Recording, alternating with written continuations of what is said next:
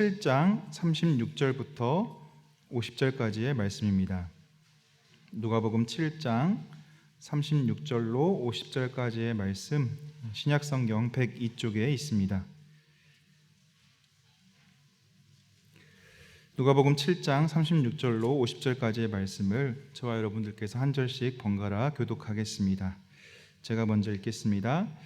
한 바리새인이 예수께 자기와 함께 잡수시기를 청하니 이에 바리새인의 집에 들어가 앉으셨을 때에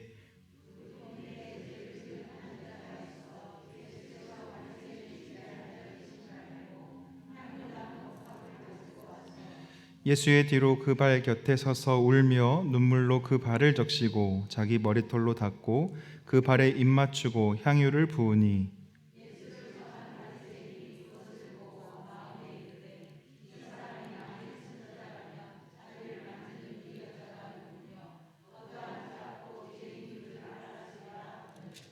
예수께서 대답하여 이르시되 시몬아 내가 네게 이를 말이 있다 하시니 그가 이르되 선생님 말씀하소서.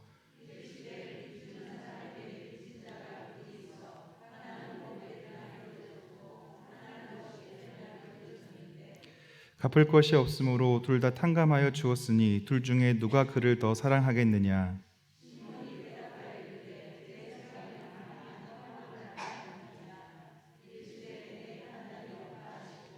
그 여자를 돌아보시며 시몬에게 이르시되 이 여자를 보느냐. 내가 내 집에 들어올 때 너는 내게 발 씻을 물도 주지 아니하였을 때 이 여자는 눈물로 내 발을 적시고 그 머리털로 닦았으며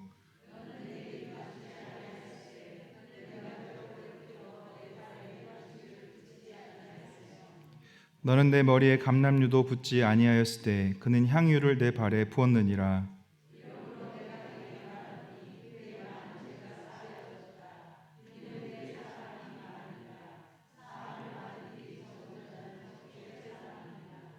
이에 여자에게 이르시되 내 죄사함을 받았느니라 하시니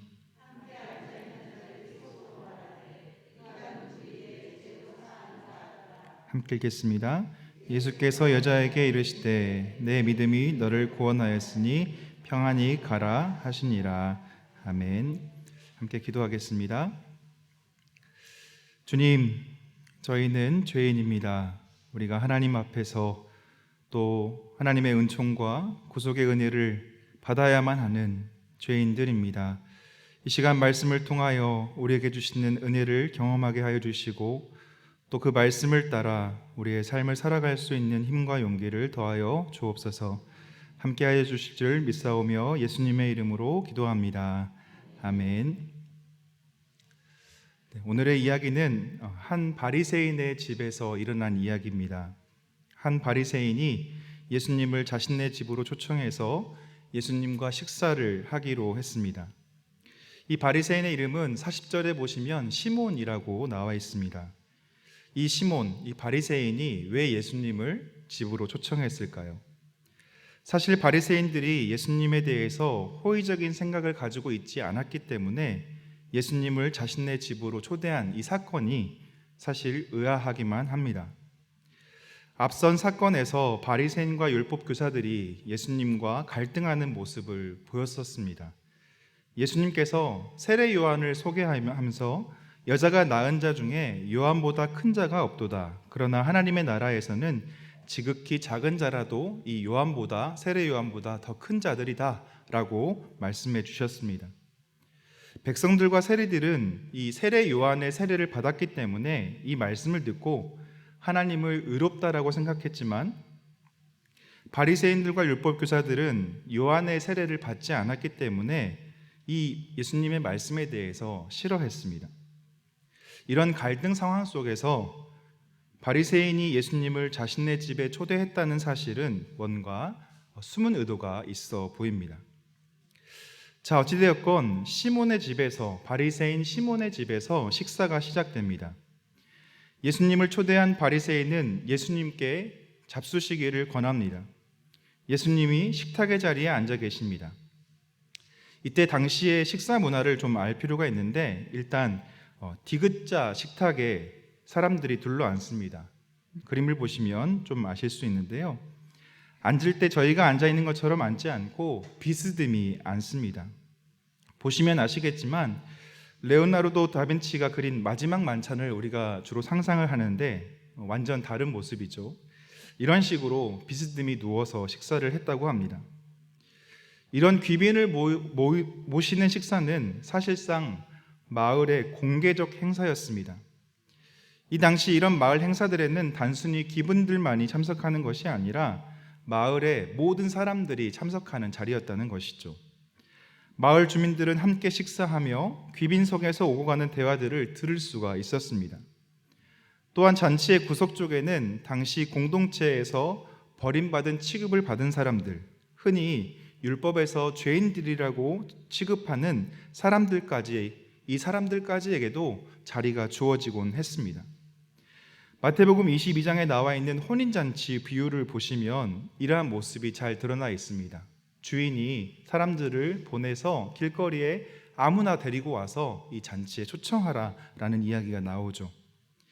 이런 일들을 통해서 주인은 자신이 죄인들에게까지 호의를 베푸는 사람이라는 것을 자랑 삼아 널리 사람들에게 알리고 싶었던 것입니다. 오늘 바리새인도 잔치를 주관하면서 이러한 죄인들에게까지도 자리를 내어주었습니다. 식사가 시작되었습니다. 이 식사 시간에 뜻하지 않은 일이 일어납니다. 한 여자가 예수님께 다가가 향유 담은 옥합, 지금 사진에 보시면 옥합 사진이 보일 텐데요. 이 옥합을 가지고 와서 예수님 뒤로 발 곁에 서 가지고 울면서 눈물로 예수님의 발을 적시고 자기의 머리털로 예수님의 발을 닦고 예수님의 발에 입 맞추고 향유를 붓는 일이 벌어진 것입니다. 이 여인에 대해서는 본문에서는 동네에 있던 죄를 지은 한 여자라는 표현으로 소개하고 있습니다. 찬송가 211장에 보시면 값비싼 향유를 주께 드린 막달라 마리아 본받아사라는 가사가 나와 있는데요. 이 찬송가만 보면 이 죄 많은 여인이 막달라 마리아처럼 생각이 됩니다. 하지만 여인이 예수님께 향유 부은 기사가 마태복음 26장에도 있고 마가복음 14장에도 있고 요한복음 12장에도 나와 있고 오늘 본문 누가복음 7장에도 나와 있는데 이 본문들을 비교해 보았을 때 이 죄 많은 여인이 막달라 마리아라고 단정지어 말할 수 없다라고 학자들은 이야기합니다. 오히려 성경에서 이야기하고 있는 것처럼 당시 동네에서 죄인 취급당하는 여인, 즉 몸을 파는 여인으로 사람들에게 죄인이라고 낙인 찍힌 한 여인이었다라고 말할 수 있겠습니다. 사람들로부터 죄인으로 낙인된 이 여인이 바로 지금 예수님께 나와서 눈물로 예수님의 발을 적시고 자신의 머리털로 예수님의 발을 닦고 예수님의 발에 입 맞추고 향유를 붓고 있는 것입니다. 둘러싸고 있는 사람들이 어떻게 생각했을까요? 죄인인 사람이 만진 모든 것은 부정하다라고 여겨지던 시대였습니다. 당연히 부정한 여인이 만진 이 예수님 또한 부정하게 됐다라는 생각을 모두 다 마음속에 가졌을 것입니다. 다음에 나오는 바리새인의 속마음을 보면 이 사실을 확인해 볼 수 있습니다. 본문 39절의 말씀을 같이 한번 읽어보겠습니다. 39절입니다.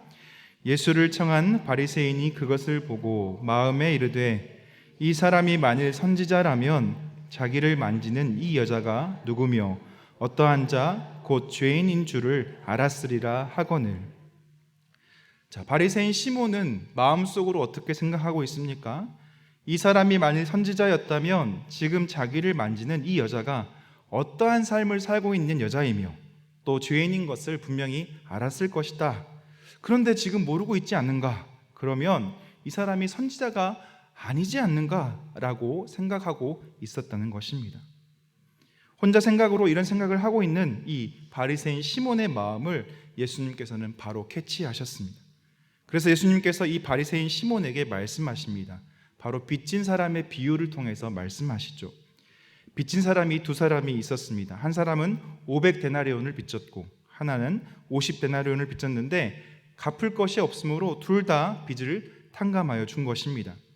이 두 사람 중에 누가 탕감해 준 사람을, 이 돈 빌려준 사람을 더 사랑하겠느냐라는 질문을 던지십니다.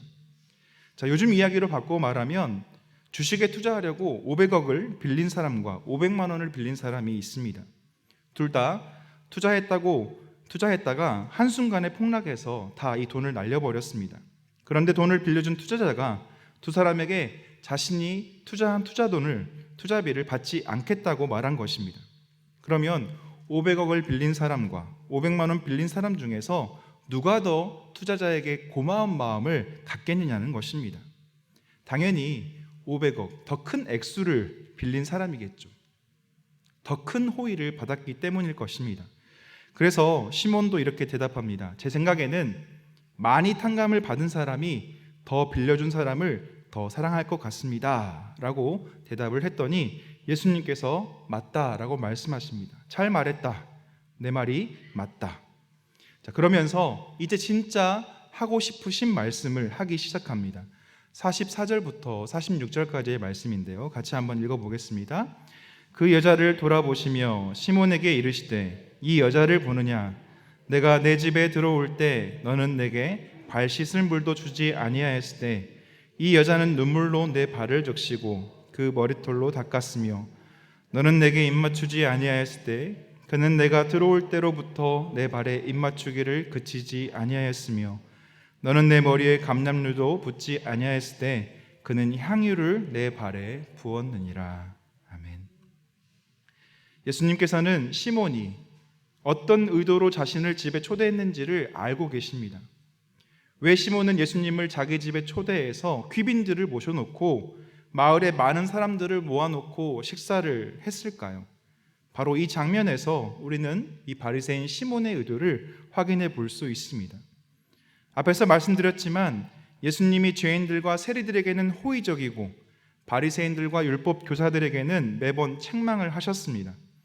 그랬기 때문인지 몰라도 예수님이 많은 사람들 앞에서 무시당하고 모욕당하는 장면을 이 바리새인 시몬은 그려내고 싶었던 것 같습니다. 그래서 시몬은 손님을 집에 모시면 기본적으로 해야 할 일을 예수님께 하지 않았던 것이죠. 고대 근동에서는 손님이 집에 들어오게 되면 제일 먼저 손님이 손과 발을 씻을 수 있는 물을 내오게 됩니다.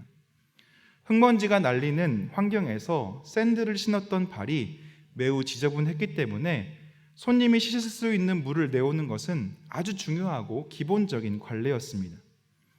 손님이 손과 발을 씻은 다음 주인은 손님을 반갑게 맞이합니다. 반가움을 표시하는 것은 바로 서로 입을 맞추는 인사인데 사진에 나온 것처럼 이것은 키스라기보다는 서로의 볼을 어금맞대며 하는 중동의 정통 인사법입니다. 주로 교차 형식으로 두세 번씩 주고받지만 아주 반가운 사람을 맞을 때는 여러 번 거쳐서 볼을 이렇게 비벼대는 일을 하는 것이죠. 때론 스승과 제자 사이에는 손에 입을 맞추기도 하는데 이는 스승에 대한 존경의 의미를 표하는 것이었습니다. 중동에서는 이러한 인사가 매우 중요하다고 합니다. 서로 인사를 나누는 것은 서로 간에 적대감이 없이 상대방을 환영한다는 것을 나타내기 때문입니다. 손님을 환영하는 마지막 순서로 이제 올리브 오일, 감람유를 제공하는데 머리에 올리브 기름을 바르는 것은 흙먼지로 뒤집어 쓴 머리에 윤기가 흐르게 하고 또 지친 심신을 풀어주고 항균 작용을 하는 역할을 했다고 합니다. 올리브 기름이 감람류가 흔한 중동 지역에서는 당시 손님에게 올리브 기름을 접대하는 것이 관례였다고 하는 것이죠. 자, 이렇게 세 가지 것이 식전 순서였고 이 순서를 마친 후에 손님은 식탁에 기대어 누웠습니다. 주인은 손님에게 이런 것들을 제공함으로 자신이 지금 손님을 환대하고 있으며 손님은 이런 환대를 받음으로써 자신의 체면을 유지할 수 있는 관례가 있었다고 하는 것입니다. 하지만 오늘 본문에서 예수님을 초대한 바리새인은 이러한 모든 과정, 식전 순서를 다 생략했습니다. 보시면 아시겠지만 이런 과정 없이 예수님이 식탁에 앉아 있는 것으로 그려져 있습니다. 시몬은 이러한 과정을 의도적으로 생략함으로 예수님을 공개적으로 망신을 주고자 했던 것입니다. 그리고 지금 예수님께서 시몬에게 이런 기본적인 관례를 아무것도 하지 않았음을 여인의 행동과 비교해 가면서 지적해서 말씀하고 계십니다. 그러면서 이제 사건의 결말과 같은 말씀을 하고 계시는데요. 47절의 말씀을 같이 한번 읽어보겠습니다. 47절입니다. 이러므로 내가 네게 말하노니 그의 많은 죄가 사하여졌도다. 이는 그의 사랑함이 많음이라. 사함을 받은 일이 적은 자는 적게 사랑하느니라. 아멘. 이 말씀은 어떤 의미일까요? 세 번역으로 한 번 더 읽어드리면 이렇습니다. 그러므로 내가 네게 말한다. 이 여자는 그 많은 죄를 용서받았다. 그것은 그가 많이 사랑하였기 때문이다. 용서받은 것이 적은 사람은 적게 사랑한다 라고 말합니다. 이 구절이 이해가 되십니까? 여자가 많은 죄를 용서받았다라고 말씀하십니다. 왜냐하면 이 여인이 예수님을 많이 사랑했기 때문이라고 말합니다. 예수님의 말씀을 통해서 우리가 유추해 볼 수 있는 것은 이 여인, 죄 많은 여인이 잔치에 참석하기 이전부터 예수님을 알았고 예수님을 일부러 만나기 위해서 지금 이 자리, 잔치의 자리에 찾아왔다는 것입니다. 이 여인이 예수님을 알았던 것은 직접 만났기 때문인지 아니면 예수님께서 하셨던 말씀을 전해드린 것인지는 알 수가 없습니다. 그러나 중요한 것은 이 여인이 예수님의 메시지, 즉 죄인들을 부르시고 구원하러 오셨다는 예수님의 메시지를 들었다는 것이고 이 사실에 너무 감격하고 감사했다는 것입니다.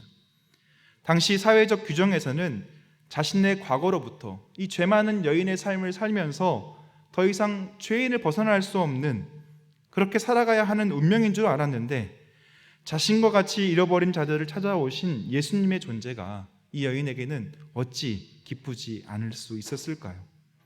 여인은 할 수만 있다면 예수님을 만나서 감사를 표현하고 싶었습니다. 그래서 여인은 자신이 소유하고 있는 것 중에서 가장 귀한 것, 지금까지 인생에서 차곡차곡 모아넣어서 자기를 위해 쓰려고 했던 이 향유 옥합을 가지고 왔고 잔치가 끝나면 기회를 틈타서 예수님께 드리려고 했던 것입니다. 여인은 500데나리온 탕감받은 사람처럼 예수님께서 자신의 죄를 사해 주셨다는 사실이 너무 고맙고 감사했습니다. 그리고 감격했습니다. 그래서 지금 많은 사람들이 모여있는 이 식탁의 자리에서 사람들의 시선, 죄인인 자신이 예수님을 만지게 되면 예수님도 부정해질 수 있다는 생각 따위는 다 뒤로 던져놓고 예수님을 섬기기 위해서 자신의 눈물로 예수님의 발을 적시고 닦았습니다. 발 씻을 물도 주지 않고 수건도 주지 않아 예수님을 조롱하려 했던 시몬과는 다르게 예수님의 발에 입맞추기를 그치지 않았습니다. 예수님이 집에 오셨음에도 가장 먼저 해야 할 가장 기본적인 관례인 입맞춤도 행하지 않은 시몬과는 다르게 말입니다. 귀하디 귀한 향유옥합을 깨뜨려 예수님의 발에 부어 예수님의 존귀함을 드러냈습니다. 올리브 기름도 주지 않고 홀대했던 시몬과는 다른 모습으로 예수님을 섬기고 있는 것이죠. 바리새인 시몬과 죄 많은 여인의 죄의 경중이 다를까요? 아닙니다. 똑같은 다 죄인입니다. 하나님을 떠난 죄인들입니다. 그러나 사회적 관습과 규례로 정한 도덕적 기준으로 죄인이 아닌 사람과 죄인인 사람을 구분하고 있는 것이죠. 하지만 정작 자신을 구원할 메시아 앞에서 자신을 죄인으로 인정하고 은혜를 구한 사람은 바로 이 죄 많은 여인이었습니다. 이 여인은 누가 자신을 향해 죄인이라고 지적하지 않아도 자신이 죄인이란 사실을 너무나 잘 알고 있었습니다. 그래서 은혜가 필요했고 예수님의 말씀에 죄사함과 구원을 경험했고 이제 기쁨과 감사로 예수님을 섬기게 된 것입니다. 다시 한번 47절의 말씀을 같이 한번 읽어보겠습니다. 47절입니다. 이러므로 내가 네게 말하노니 그의 많은 죄가 사하여졌도다. 이는 그의 사랑함이 많음이라. 사함을 받은 일이 적은 자는 적게 사랑하느니라. 아멘. 이는 그의 사랑함이 많음이라.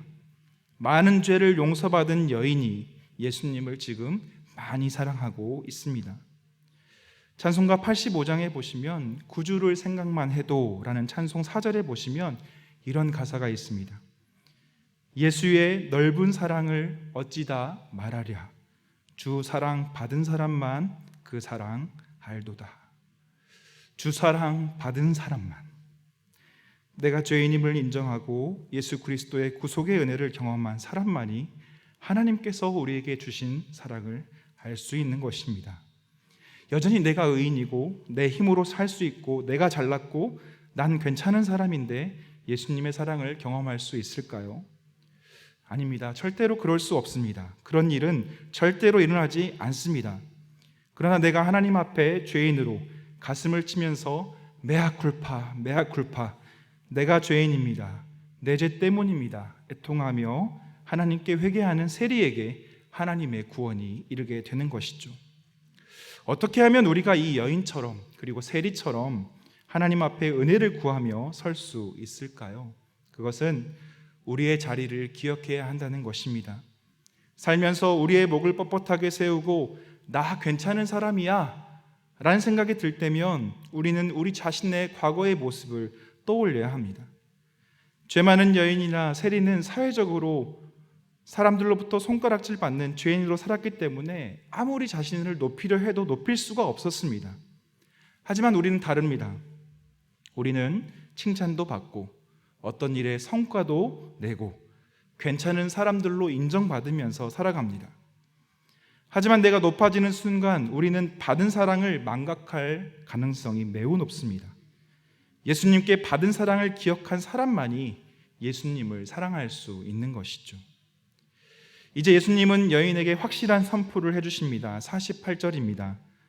이제 여자에게 이르시되 내 죄 사함을 받았느니라 하시니 여인에게 죄 사함을 선포해 주십니다. 그리고 50절에 예수께서 여자에게 이르시되 내 믿음이 너를 구원하였으니 평안히 가라 라고 말씀해 주십니다. 이제 예수님의 사랑을 경험한 여인은 구원의 경험과 함께 삶의 자리, 자기의 삶의 자리로 나아갑니다. 그리스도의 평안을 가지고 나아가게 되는 것이죠. 여러분, 이 죄 많은 여인의 삶이 현장에서, 현실에서 바뀌었을까요?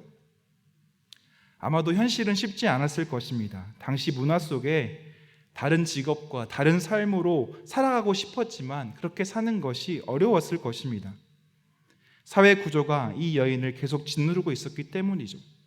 여전히 일하지 않으면 먹고 살기 힘들었을 것이고 들려오는 사람들의 비난과 수군거림을 당해야만 했을 가능성이 이 여인은 큽니다. 하지만 믿음으로 받은 구원과 그리스도께서 주신 평안으로 이 여인은 평생의 삶을 주님과 함께 살았을 것입니다. 사랑받은 사람들이 나아가야 할 자리가 있습니다. 바로 사랑받은 자로 감사의 삶을 살아가는 것입니다. 여인은 홀대받는 예수님께 나아가 바리새인 시몬이 하지 않았던 환대를 예수님께 보여드렸습니다. 눈물로 발을 씻고 자신의 머리털로 예수님의 발을 닦았으며 향유 옥합을 깨뜨려 발에 부어드렸습니다. 예수님께 자신의 사랑을 드렸습니다. 사랑의 표현은 여러 가지이겠지만 사랑은 하나입니다. 주께 자신의 받은 사랑을 들으십시오. 또 그리스도의 사랑을 알지 못하는 자들에게 사랑을 가지고 나아가는 것이 바로 사랑받은 자들이 나아가야 할 삶의 자리라고 하는 것입니다. 성경에 나와 있지는 않지만 이 죄 많은 여인은 아마도 자신과 비슷한 처지의 사람들에게 나아갔을 것이라고 생각됩니다. 그리고 자신의 경험을 이야기했을 겁니다. 나누었을 것입니다. 예수님을 만났는데 우리에게 구원을 말씀해 주셨어. 우리와 같은 죄 많은 사람도 사랑을 받고 살 수 있어. 하나님 나라에 갈 수 있어. 라고 나누었을 것입니다. 이런 가운데 그리스도의 사랑은 또 다른 사람들에게 흘러갔을 것이라고 추측해 볼 수 있습니다. 마찬가지입니다. 구원의 기쁨을 가지고 평안을 가지고 살아가는 우리의 삶은 그리스도의 사랑받은 자로 사랑을 전하는 자의 삶이 될 수 있다는 것입니다. 우리가 꾸미지 않아도 과장하지 않아도 사랑받은 사람의 모습이 우리 가운데 있기 때문에 그렇습니다. 전해지기 때문에 그렇습니다. 사랑하는 용인영락교회 성도 여러분, 여러분은 예수님을 만나셨습니까? 그 사랑을 받으셨습니까?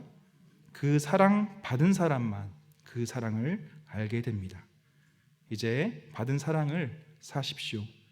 대림절 두 번째 지간을 지나면서 사랑받은 자의 모습으로 이 땅에서 살아가는 여러분들로 인해서 그리스도의 사랑은 또다시 흘러가게 될 것입니다. 이 복된 삶을 살아가시는 저와 여러분 되길 간절히 소망합니다. 기도하겠습니다. 주님, 자신의 집에 초대했지만 예수님을 홀대했던 바리새인 시몬과 다르게 이 죄 많은 여인은 눈물로 예수님의 발을 씻기고 자신의 머리털로 예수님의 발을 닦고 자신이 평생 모아온 향유 옥합을 깨뜨려 주님께 드렸던 것을 오늘 보게 됩니다. 자신이 받은 사랑이 너무 감사해서, 너무 감격해서 주님께 그 사랑을 표현하고 있는 이 죄 많은 여인처럼 우리도 죄 많은 자로 살고 있었지만 그러나 우리를 구원하여 주신 그 그리스도의 사랑을 경험한 자로, 그 기쁨을 가진 자로 이 땅을 살아가는 저희들 될 수 있도록 주님 인도하여 주옵소서. 그래서 우리가 받은 사랑, 알고 있는 그 사랑이 우리의 삶을 통하여서 많은 사람들에게 흘려보내는 이 대림절 기간이 될 수 있도록 주여 인도하여 주옵소서. 주님께 감사드리오며 예수 그리스도의 이름으로 기도하옵나이다. 아멘.